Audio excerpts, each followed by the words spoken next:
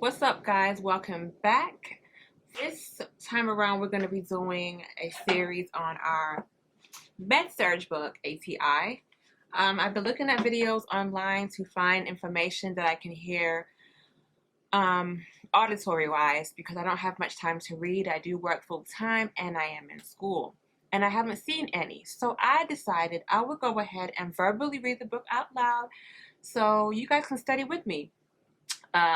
It's mainly for myself, honestly, so I can just go back and listen when I'm driving in the car or when I'm at work. I can hear the information audibly, so that way I don't have to worry about going back and having to read once I'm done with working because I got to use my time wisely. But if it helps you, great. If not, it's all right. But yes, I'm going to be going through every chapter in the ATI book, Surg, and just talking about it. So it's just like a study along with me type of vibe. Okay, so let's begin. We are all basically nursing students, and I am not ashamed to learn live. Okay, let's learn this together. We need to know this information, so let's learn it. All right, so I'm going to start off with chapter 1. It's health, wellness, and illness. And it will be cut into segments because YouTube won't allow me to do a long, boring video. So I'm going to cut it into segments. And yeah, let's get started.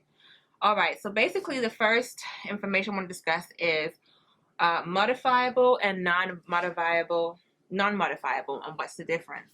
I've also made a Quizlet. I might add Quizlets along with each chapter depending on if I have the time. I'm just trying this out to see if it works for me because I've noticed that whenever I make a video, I retain it a lot better when I'm talking about what I need to know than just reading it. So I'm an auditory learner, so therefore I'm just trying to utilize what works for me. And if it helps somebody else out there, that is awesome as well.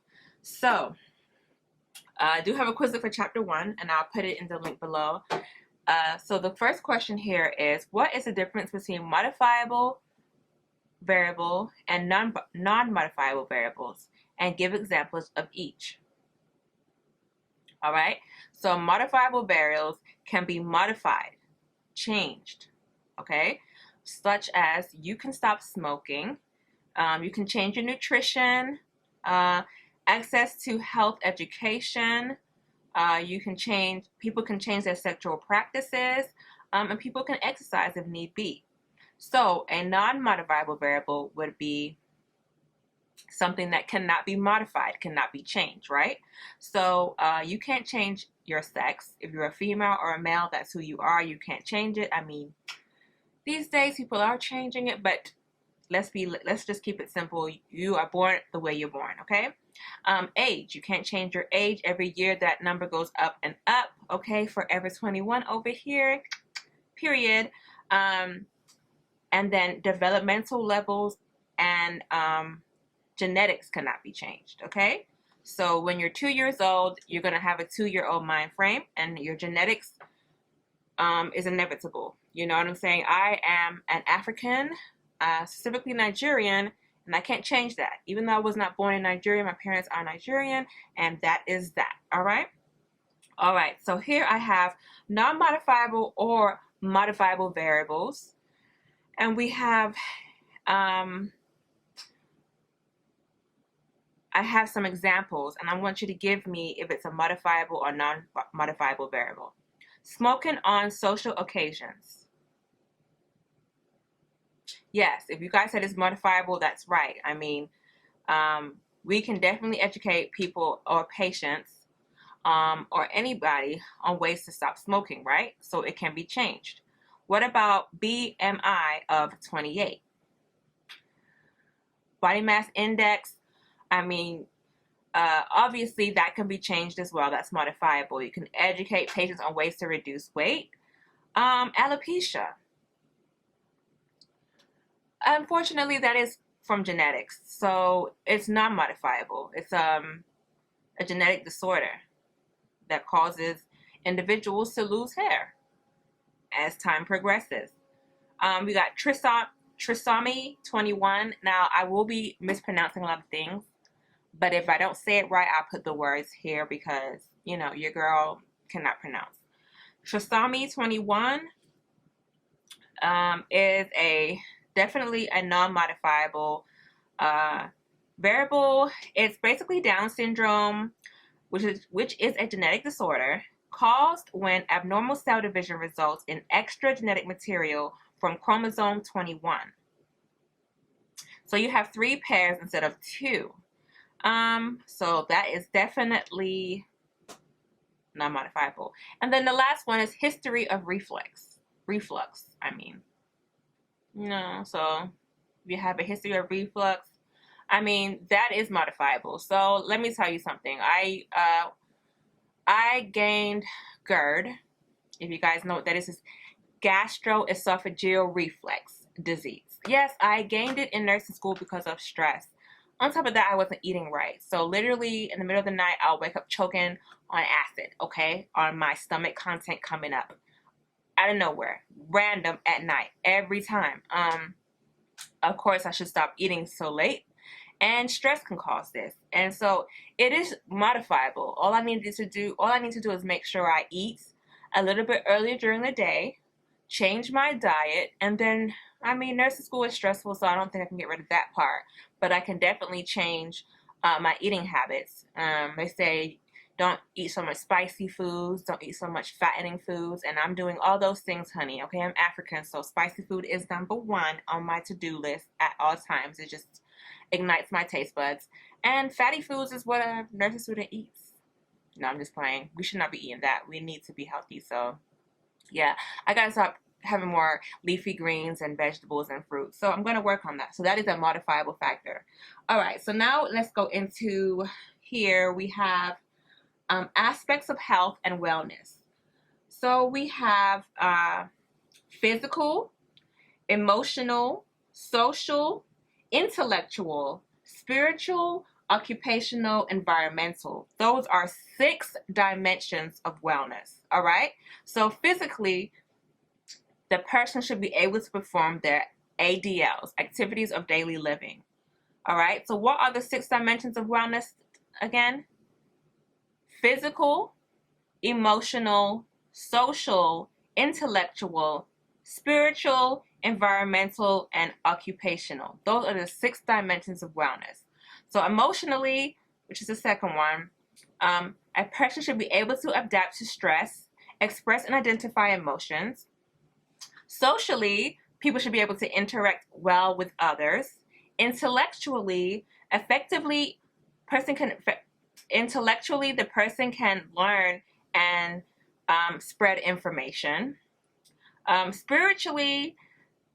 Spiritual is basically saying the person has a belief that gives meaning to life. Emotional creates measures to improve activities of daily living and quality of life. And then occupational balances occupational activities with leisure time.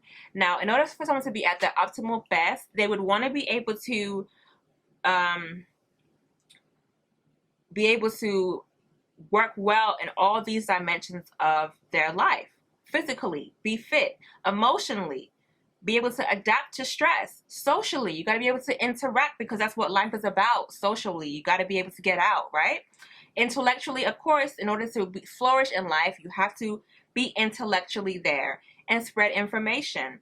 Spiritually, if you don't have any kind of higher belief, it's going to be hard to take a lot of hard times because you need to have some kind of motivation to keep you going, right?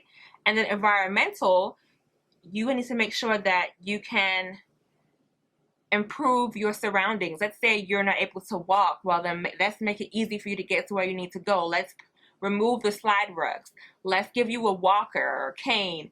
You know what I'm saying? Like, make sure the environment is adapted to your specific activities of daily living, right? And then occupational. You want to be able to balance work with leisure time. And I used to have a hard time doing that before, because I was a stylist before coming into nursing school. And honey, as a stylist, we work 24/7. We just don't know how to turn it, or I didn't know how to turn it off. And now it's happening all over again, but now with nursing. But hey, We have to be able to create a balance with all those things in order to be happy and have that great comfort and, you know, to be well. All right, so next question. How can an individual maintain optimal state of wellness and function?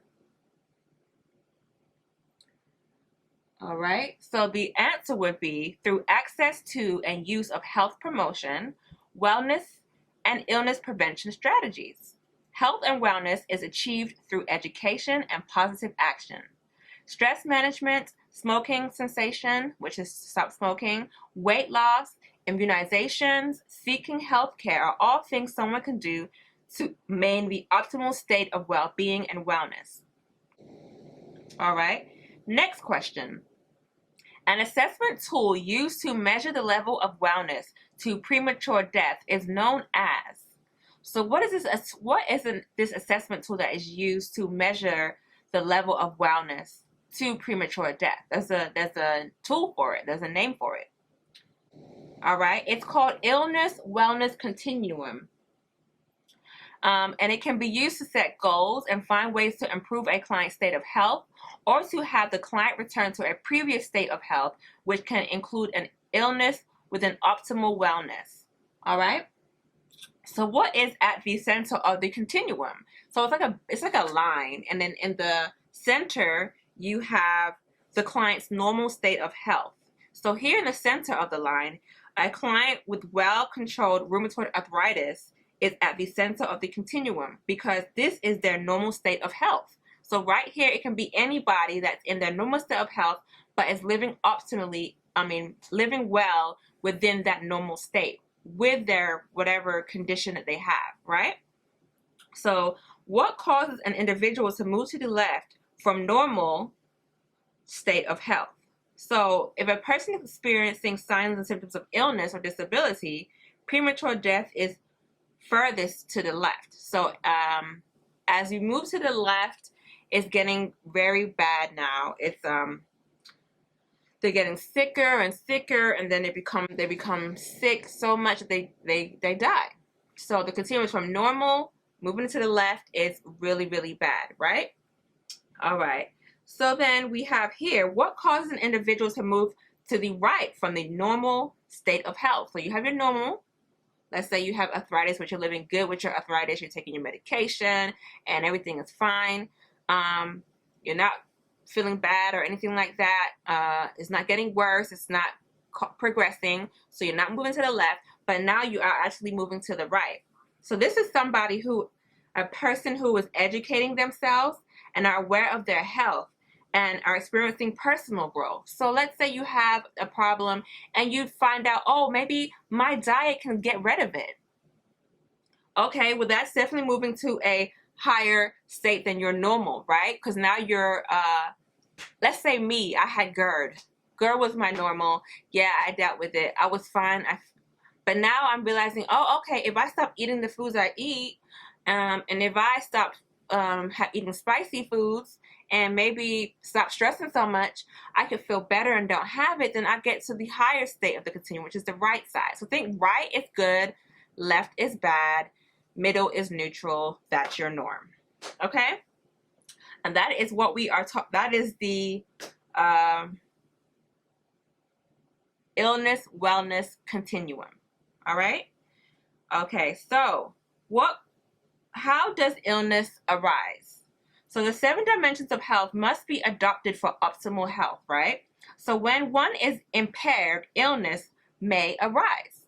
All right? If you don't have all those 7 dimensions intact, illness will occur because the body needs to be in homeostasis, and it all matters. Mentally, physically, emotionally, all those things matter when it comes to to be well. You need to be physically intact. You need to be emotionally intact. You need to be socially intact, intellectually intact, spiritually intact, occupationally intact, and environmentally intact.